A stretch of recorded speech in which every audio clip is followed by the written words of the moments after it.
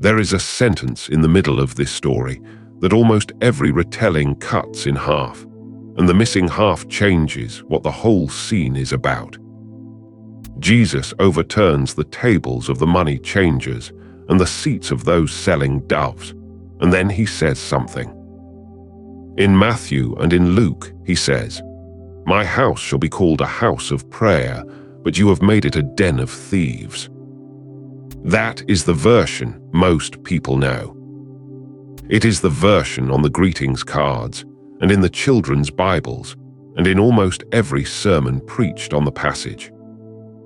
But Mark records the sentence in full.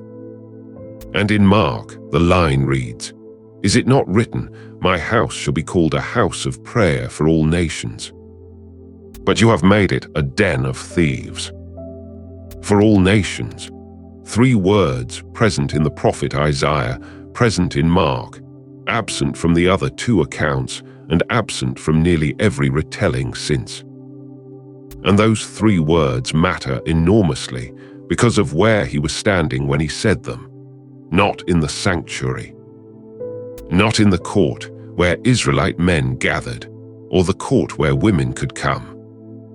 He was standing in the one part of that vast complex where a non-Jew was permitted to be, the outer court, the court of the Gentiles, and it had been filled with a livestock market. In the next 40 minutes, I want to walk you through this scene properly.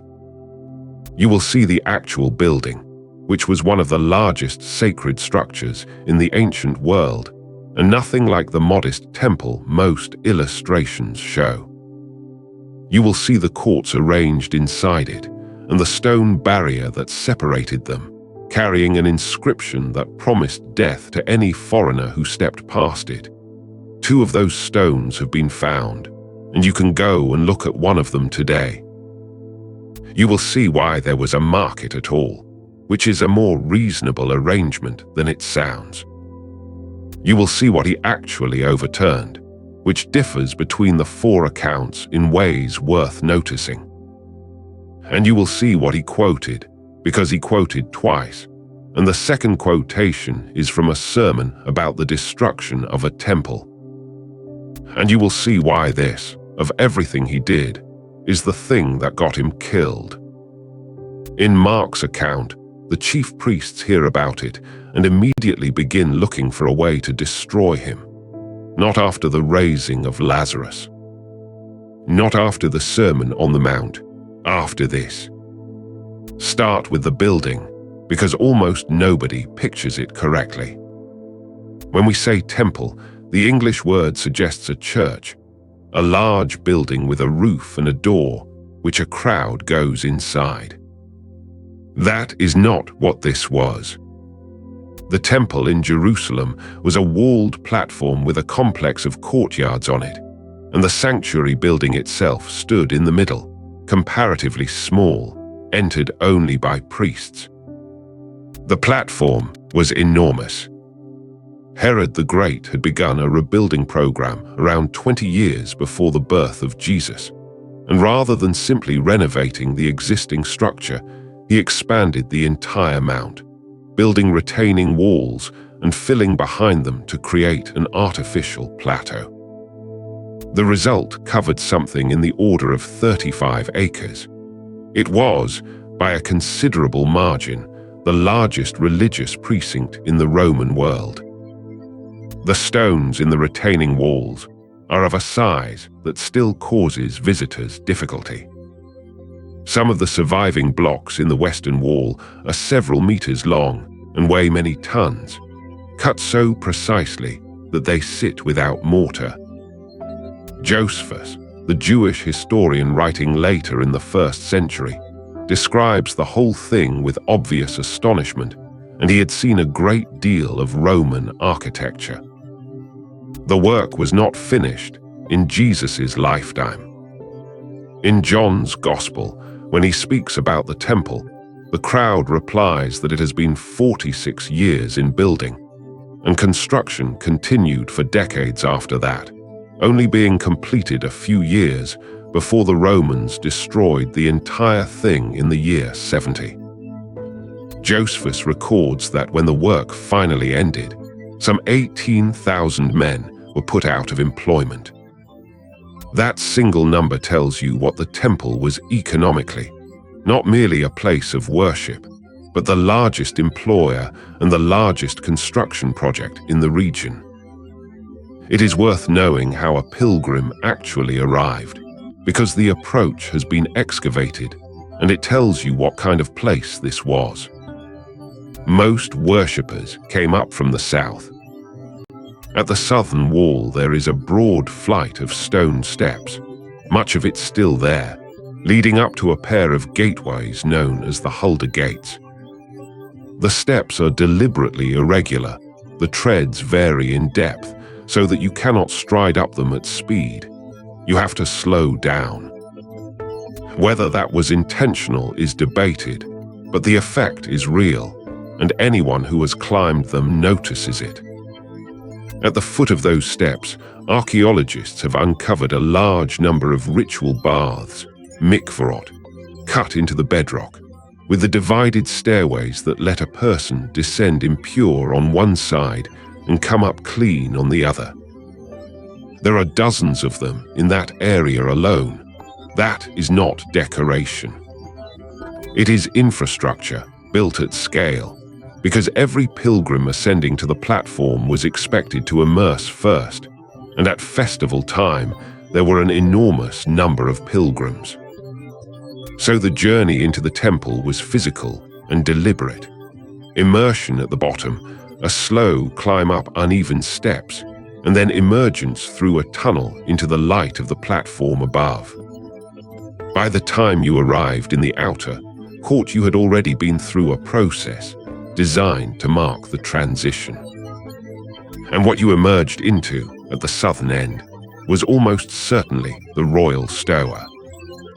Josephus describes it as a basilica running the width of the southern wall, with 4 rows of columns, 162 of them, he says, so large that he claims a man could not see to the top without becoming dizzy. It was a covered colonnade of genuinely monumental proportions. That structure is where most scholars place the commerce. It was the natural spot, covered, vast, immediately inside the main public entrance and in the outer court, which means the market was not tucked away in a corner of the precinct. It was the first thing a pilgrim met at the top of the steps, in the grandest space on the platform, in the only court open to everyone. Now the courts, because the whole scene depends on them.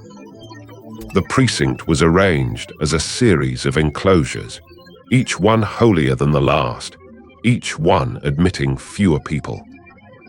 It worked as a set of concentric restrictions, and everyone in the ancient world understood exactly where they were permitted to stand. At the center stood the sanctuary itself, containing the holy place, and beyond a veil, the Holy of Holies, which one man entered on one day of the year. Around it lay the court of the priests, where the altar stood and where sacrifice was performed. Outside that, the court of Israel, where Israelite men could come. Outside that, the court of the women, which admitted Jewish women and was in practice the main gathering area for Jewish worshippers, and where, incidentally, the treasury chest stood, which is why the story of the widow's offering happens there. And then, surrounding all of it, occupying by far the greatest area of the platform, the outer court, the court of the Gentiles. That name is not a technical term from the period, and it is worth being accurate about it. It is a convenient label we use. But the function it describes is real, and it is documented. The outer court was the part of the complex that anybody could enter. A Greek, a Roman, an Egyptian, a Syrian, a God-fearer who was drawn to the God of Israel without having become a Jew, all of them could come into that space, and that space was the only one they could come into. And it is important to understand that this was not a theoretical category. The outer court was not standing empty, waiting for a hypothetical foreigner who never came. There was a substantial, documented population of Gentiles across the empire who were attracted to Judaism without formally converting. They appear repeatedly in the New Testament, and they have a name in it: those who feared God. The centurion in Luke, whose servant is ill, of whom the Jewish elders say that he loves our nation and has built us a synagogue. Cornelius in Acts, described as devout and God-fearing, who gave alms and prayed. In the account of Pentecost, the crowd in Jerusalem includes people from across the Mediterranean, and the list explicitly mentions both Jews and proselytes. And they appear outside the Bible too. Inscriptions from synagogues around the Mediterranean record donors, described with a Greek term meaning God-fearer, listed separately from the Jewish members of the congregation. The most substantial of these, from Aphrodisias in what is now Turkey, carries a long list of names in exactly that arrangement, the Jewish community, and then a separate group of God-fearers, some of whom held civic office in the city. The picture that emerges is of people genuinely drawn to the God of Israel, to a monotheism and an ethical seriousness that much of the ancient world found compelling, who attended synagogue, supported it financially, kept what they could of the law, and had not become Jews. Full conversion was a considerable step, involving circumcision for men, and many stopped short of it. Those were the people the outer court existed for. A God-fearer who had saved and traveled to Jerusalem, from Asia Minor, from Greece, from Egypt, could ascend the steps, could stand on the platform, and could go exactly that far and no further. That court was not a waiting area. For that person, it was the whole of the temple. It was as close as they were ever going to get. Between the outer court and everything beyond, it ran a low stone barrier called the soreg, about 1.5 meters high, with openings at intervals. It was not a defensive wall. You could see over it. It was a marker, and what it marked was the point past which a non-Jew could not go. And on that barrier at the openings stood inscriptions. This is the detail I find most striking in the whole subject, because it is not a matter of interpretation. Josephus describes the inscriptions in Greek and Latin, warning foreigners not to pass. For centuries, that was all we had, a description in a text. Then, in 1871, a French archaeologist named Charles Clermont-Ganneau found one of the actual stones, reused in the wall of a building in Jerusalem. It is a limestone block with 7 lines of Greek carved into it. Translated, it reads, "No foreigner is to enter within the balustrade and enclosure around the sanctuary. Whoever is caught will have himself to blame for the death that follows." That stone is now in the Archaeological Museum in Istanbul. A second, fragmentary copy was found in 1935 and is in the Israel Museum in Jerusalem. You can stand in front of them. They are among the very few objects that survive from the building Jesus walked in. Sit with what that inscription actually says for a moment. It is not a request. It is not a rule with an administrative penalty. It is a notice that a foreigner who steps past this line is responsible for his own death. The temple authorities had permission from Rome to enforce that penalty, which is remarkable given that Rome otherwise reserved capital jurisdiction to itself. And we know that warning was taken seriously, because the New Testament records an occasion when it nearly killed a man. In Acts, Paul is in the temple when a crowd seizes him. The accusation is specific, that he has brought Greeks into the temple and defiled the holy place. Luke then explains where the charge came from. They had previously seen Paul in the city with a Gentile companion from Ephesus and had assumed he had taken him in. The assumption was wrong. It did not matter. The crowd dragged Paul out of the temple. The gates were shut behind him, and they set about beating him to death. He survived only because the Roman garrison in the adjoining fortress saw the disturbance and came down with soldiers to take him into custody. That is the barrier being enforced in a text describing events a couple of decades after the scene we are discussing, on the strength of a rumor that turned out to be false. The line was not symbolic. Crossing it, or being believed to have helped someone cross it, could get you killed in the courtyard. Which sharpens the point about where the market stood. The boundary between the outer court and everything beyond it was policed to the death. The one court on the far side of that line was the entirety of what a Gentile was permitted, and it was the court that had been given over to trade. So here is the geography of the thing. There was one court where the nations could come. There was a stone barrier beyond it promising death. And in the accounts of this scene, that one court, the only space in the entire complex available to anyone outside Israel, is where the market was operating. Now, why was there a market at all? This is where retellings usually go wrong in the other direction, by assuming that trade in the temple was self-evidently corrupt. It was not. There were two entirely legitimate needs, and both of them came directly out of the law. The first was the temple tax.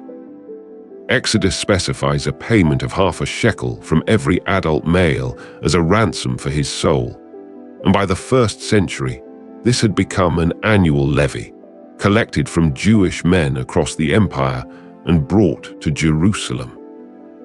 It funded the daily sacrifices and the running of the whole institution.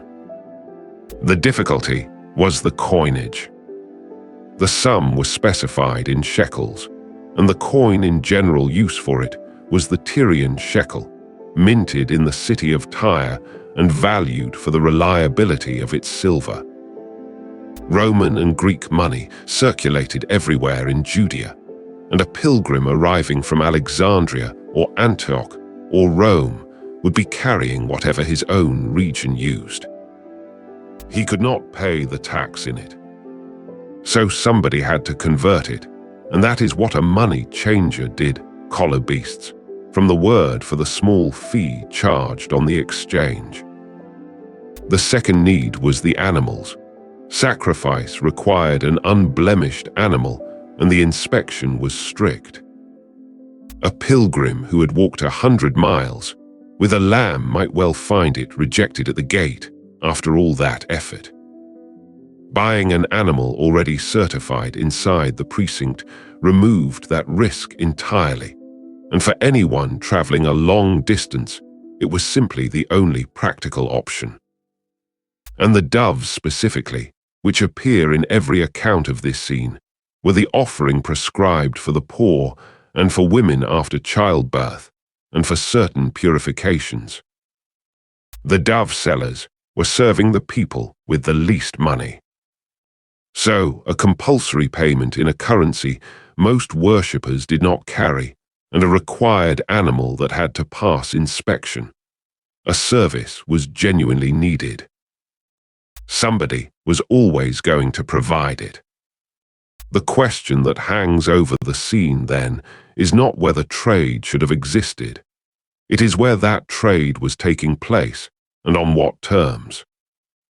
On the terms, I want to be careful, because the popular version is more confident than the evidence. The usual telling has the money changers as swindlers running an extortionate racket, gouging pilgrims with terrible exchange rates. It is a satisfying picture. But the ancient sources are not nearly as clear as that suggests. The commission on a currency exchange was a recognized charge with a name, and rabbinic material discusses what a fair rate looked like, which indicates a regulated practice rather than a free-for-all. We do not have evidence that the rate had suddenly become predatory in this particular year. What we do have is a well-documented resentment toward the temple aristocracy in general. The high priestly families were extremely wealthy. They were closely associated with Roman power, and later rabbinic sources are strikingly hostile to them. There are passages that complain bitterly about the house of Annas and their control of temple commerce. The Dead Sea community at Qumran had separated itself from the temple entirely, believing the priesthood corrupt. So the atmosphere of grievance is real, and it is attested from several directions. But the specific charge of cheating at the exchange table is more assumed than demonstrated, and I would rather tell you that plainly than build a case on it. Because as it happens, the text does not lean on it either. On the location, there is a genuinely interesting suggestion worth knowing about, though it is contested, and I will flag it as such. Some rabbinic material indicates that the trade in sacrificial animals was ordinarily conducted not on the temple platform at all, but on the Mount of Olives across the valley. If that is right, then the market's presence inside the outer court may have been a relatively recent arrangement. One scholar in the 1960s argued it had been introduced only a few years before, under Caiaphas. I want to be honest that this reconstruction is disputed and rests on thin evidence. But it is worth holding lightly, because if there is anything in it, the scene stops being a protest against a permanent fixture and becomes a protest against a recent encroachment. Something that used to happen elsewhere had moved into the one court where the nations could pray. Either way, the geography is the point. The trade was in the outer court. It could not be anywhere else. The inner courts were restricted, and you cannot run a livestock market in a space where only priests may walk. Wherever it had been before, by this point, the only place available for it was the only place available to Gentiles. And one more thing about the timing, because the week matters as much as the place. This happened at Passover, and Passover in Jerusalem operated at a scale that is difficult to imagine. Every household needed a lamb. The animals had to be slaughtered at the temple in a single afternoon by priests working in relays, with the blood taken to the altar. Josephus gives figures for the number of lambs killed at one Passover that are almost certainly inflated. Ancient writers were not careful with large numbers, but even discounted heavily, the operation was industrial. The city's population swelled by a very large multiple for the festival. Pilgrims camped on the hillsides and packed into every available room in the surrounding villages. And every one of them needed an acceptable animal, and a great many of them arrived carrying money that could not be used. So the market in the outer court was not a quiet stall or two. In that week, it was a full-scale commercial operation running at maximum volume. The noise of livestock, the shouting of trade, coin being weighed and counted, animals being inspected and moved, all of it inside the covered colonnade at the top of the pilgrim steps. Which means that when we talk about the court of the Gentiles being unusable for prayer, we are not describing a minor inconvenience. We are describing the busiest week of the year in the largest religious complex in the Roman world, with the trade concentrated in exactly the one space where an outsider was permitted to stand. Now, what actually happened? All four Gospels record it, which is itself notable. Relatively few episodes appear in all four, and they do not describe it identically.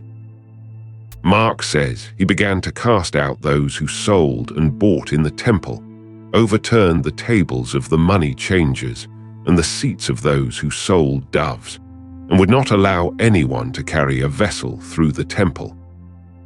That last detail is easy to skim past. Carrying goods across the platform as a shortcut was apparently a normal practice, and stopping it means he was not merely upsetting furniture. He was, for some period of time, halting the ordinary functioning of the court. Matthew and Luke give shorter accounts, with Luke reduced almost to a summary. John's version is the most physically detailed and the most different. In John, there are sheep and oxen as well as doves, and he makes a whip of cords and drives out the animals, pours out the changers' money and overturns the tables, and to those selling doves he says, "Take these things away, do not make my Father's house a house of merchandise." Two things about John. First, the whip appears only there. Second, and much more significantly, John places this episode at the very beginning of the ministry, while the other three place it in the final week.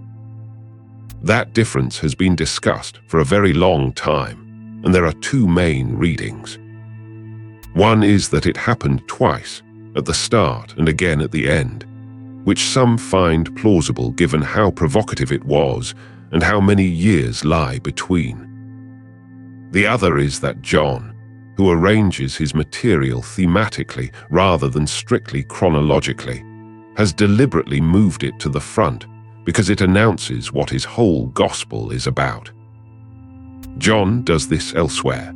His ordering is theological by design, and he is not trying to hide it. I am not going to pretend to settle that here. What matters for our purposes is that all four agree on the core. He disrupted the commerce in the outer court, physically, in public, at Passover, when the city was at its most crowded. And then he quoted scripture twice.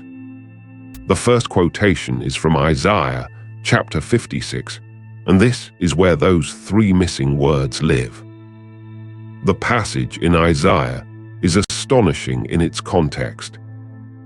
It addresses the foreigner who has joined himself to the Lord and the eunuch, both categories explicitly excluded from the assembly elsewhere in the law. And it says that God will bring them to his holy mountain and make them joyful in his house of prayer, that their offerings will be accepted on his altar. And here is the line, "My house shall be called a house of prayer for all peoples." That is the sentence Jesus quotes while standing in the court of the Gentiles, which had been turned into a market. Read it that way, and the objection is not primarily commercial. It is not fundamentally that money is being handled near holy things. Money had to be handled, and the law itself required the payment that made the exchange necessary.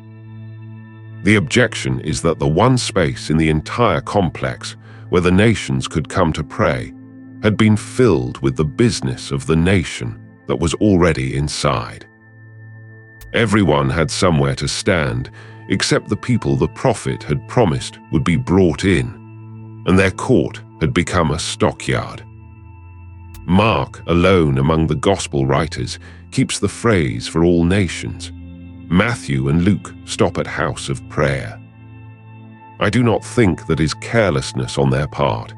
Each of them is shaping his account for his own readers, and Mark has a sustained interest in the gentle mission that the others express differently. But it does mean that the version that has come down through popular retelling is the truncated one, and the truncation removes the connection to where he was standing. Now the second quotation, which is even sharper, and which almost everyone misreads. Den of thieves. In English, that phrase sounds like an accusation of theft. You are robbers. You are stealing from pilgrims. And that is how it is nearly always understood.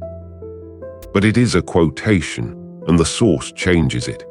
It comes from Jeremiah chapter 7, and Jeremiah 7 is not a passage about commercial dishonesty. It is one of the most severe sermons in the Hebrew Bible, and it was delivered in the gate of the temple. Jeremiah's argument runs like this. The people are oppressing the foreigner, the fatherless, and the widow. They are stealing, murdering, committing adultery, and swearing falsely. And then they come and stand in the temple and say we are safe, because the temple is here.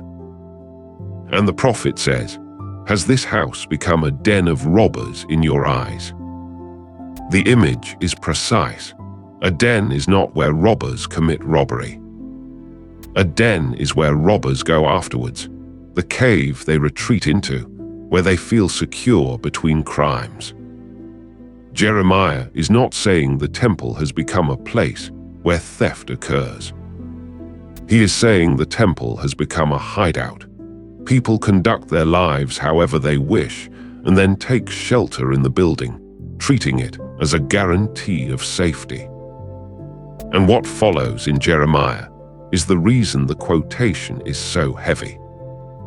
God tells the people to go and look at Shiloh, where the sanctuary had stood before, and see what he did to it.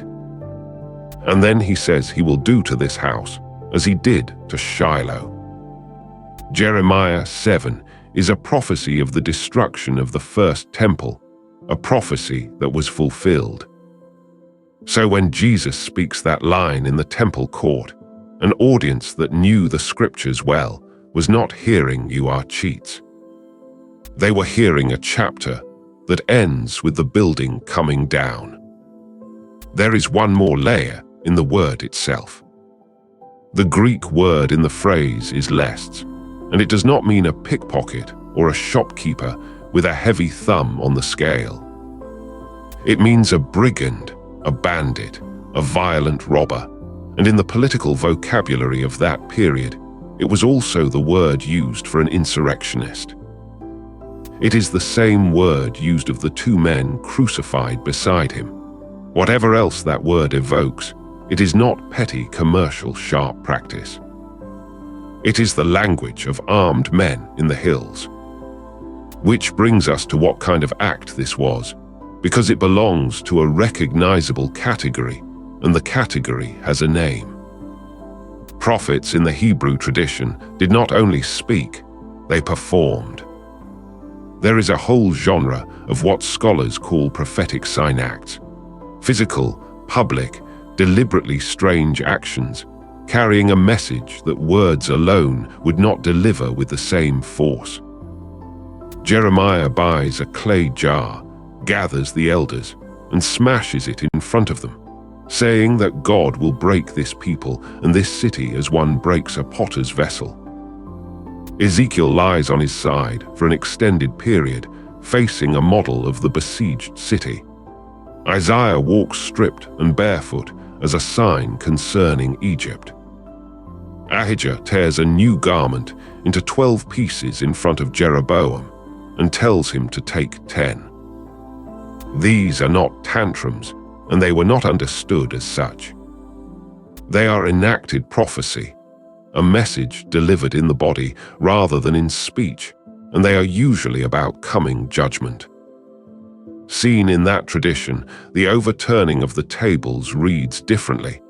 It is brief, symbolic, and public. He does not occupy the temple. He does not lead a crowd to seize it.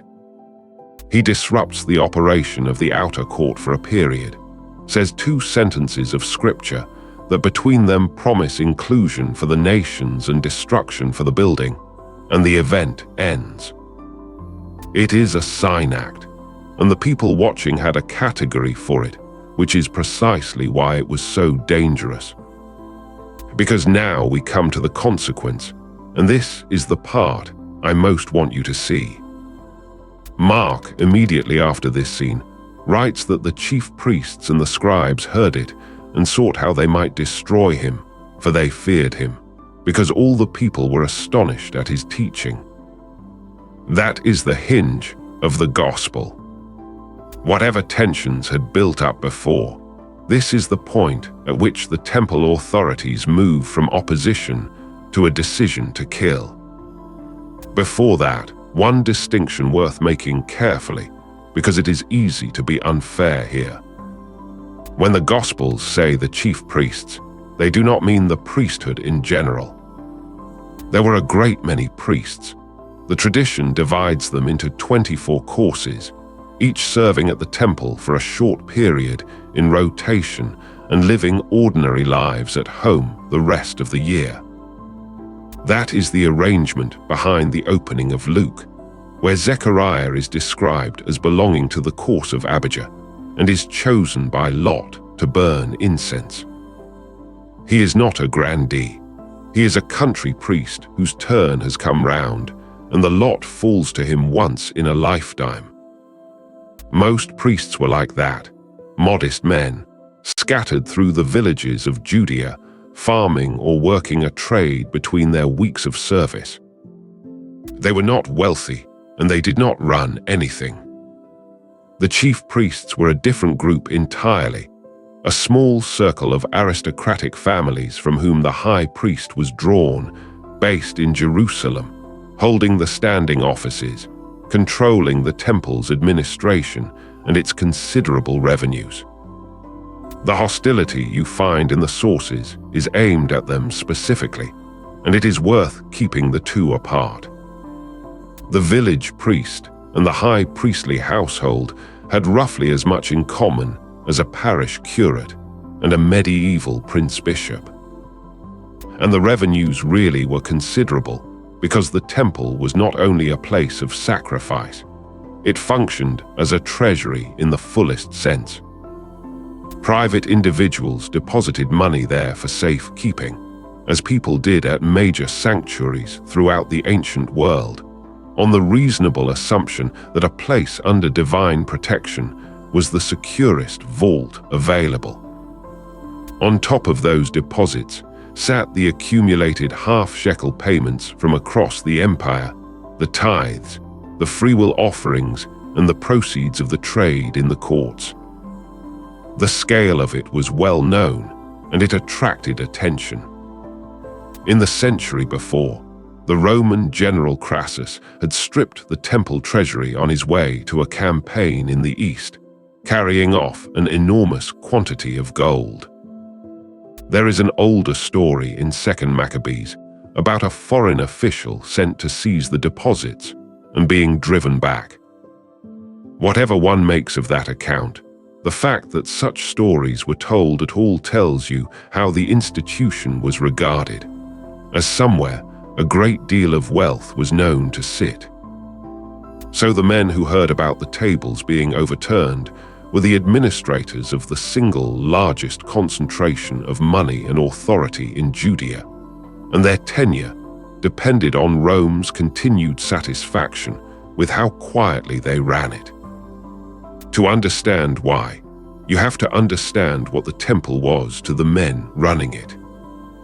The high priesthood in this period was held by a small group of families, and Caiaphas, the high priest at the time, had held the office for many years and had held it through several Roman prefects. That is not an accident. Retaining that position required a working relationship with Rome, and the working relationship rested on one thing above all: keeping Jerusalem quiet, especially at Passover. Passover was the most dangerous week in the calendar. The population of the city swelled enormously with pilgrims. It was the festival commemorating deliverance from a foreign empire, celebrated under the occupation of a foreign empire. The Roman prefect moved up from Caesarea for the festival specifically to be present with troops. Everybody was watching for the spark. And into that week walks a man with a following who performs a public act in the temple courts, halts its commerce, and quotes a prophecy about the destruction of the sanctuary. There were two threats in that, and they pointed in different directions. The first was political. An incident in the temple at Passover was exactly the kind of thing that could become a riot, and a riot could bring a Roman response that fell on everyone. The second was institutional. The temple was the center of the religious system, the basis of the priestly family's authority, and the foundation of a substantial economy. A man performing a sign act about its destruction was not merely being provocative. He was attacking the thing itself. And when the trial comes, the charge that surfaces is exactly that. Mark records witnesses testifying that they heard him say he would destroy this temple made with hands, and in 3 days build another made without hands, and notes that even then their testimony did not agree.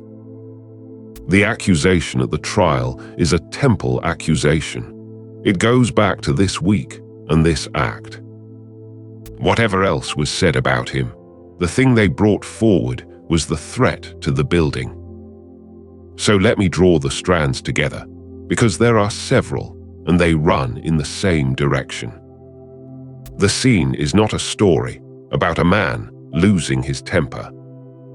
It is a deliberate, public, symbolic act performed in a specific place, at the most crowded moment of the year, accompanied by 2 quotations chosen with great precision.